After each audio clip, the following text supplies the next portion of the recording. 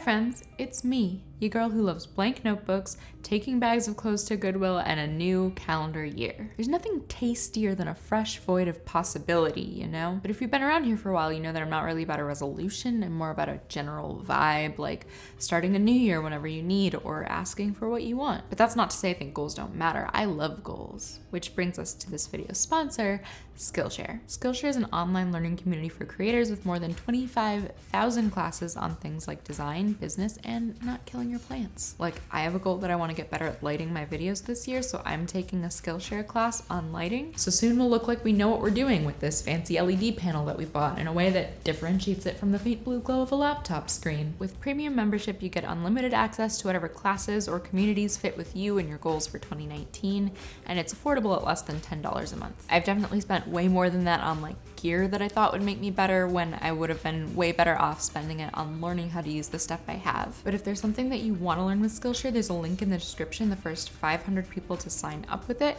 get a free 2-month trial of premium. So take advantage of it, check it out if you too love a new year and/or a new skill. Anyway, goals, resolutions, helpful for some people, not entirely for me. I used to love a new year for setting big, flashy goals, like hit 50 or 100,000 subscribers on YouTube, launch some blue sky project that I've neither the time nor the money for, make a burnout-inducing number of videos, become relevant, that kind of thing. My goals tended to be grandiose and focused on an endpoint that's either out of my control or relies on me living a very different life than the one that I currently live. Because I've long romanticized creating as these big bursts and large sweeping movements and working so hard that you don't have time to look up to eat regular meals or go to the dentist for 2 or so years, which is a thing I did once because I didn't have the time or the insurance, and then after the reckoning of that dentist appointment again for a long stretch of time because I was just scared. And stick with me here, last summer after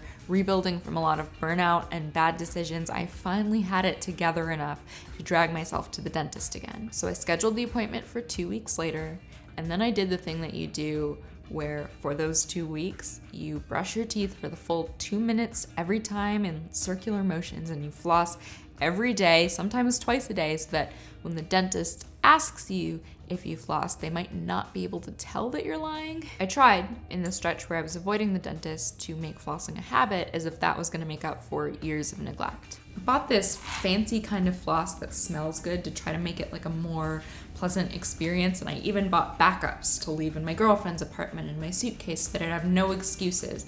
But even then I didn't pick it up more than like once a week. So as I could have predicted, when I finally landed at the dentist, she was very nice. She let me wear headphones and watch Netflix and didn't chastise me when she told me that I needed 5 fillings and a root canal.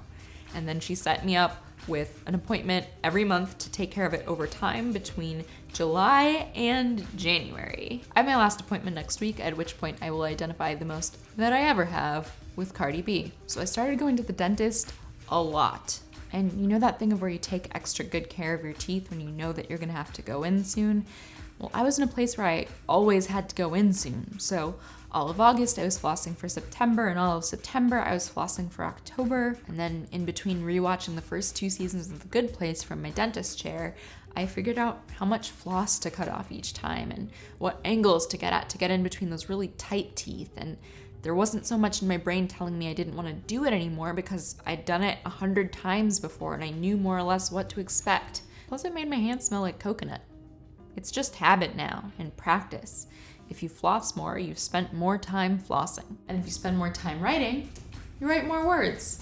Whom knew? Flossing is one of the least sexy goals that one could possibly take on, but it modeled for me a kind of life in which a daily practice adds up into the big sparkly thing you were trying to get to all along. Like every big resolution-worthy accomplishment that's ever come to me has been weeks and months and years in the making out of groundwork that I'd been laying a little bit at a time. I'd imagine this one kind of creative life cobbled together out of spontaneity and working through the night in a fit of inspiration, but I know that for me, being an artist looks like going to bed early so that I can wake up and write for half an hour in the morning before I have to get ready for work. It's practice. It's sitting down and doing the thing for 5 or 10 or 20 minutes at a time and watching it add up to something. We usually use that word, practice, to refer to these really traditional, regimented things.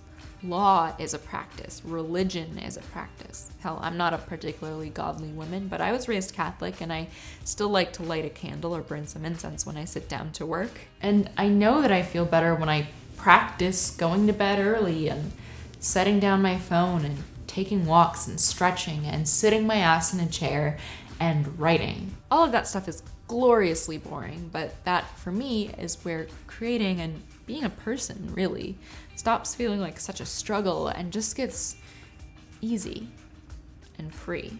Tell me in comments if you have a practice that you'd like to keep this year, and if you have any other plans or vibes or goals. And don't forget to click that link and get your free trial of Skillshare if you think that a class might help you with them. If you like this video, please share it with someone who you think might like it, and I'll see you soon. Bye.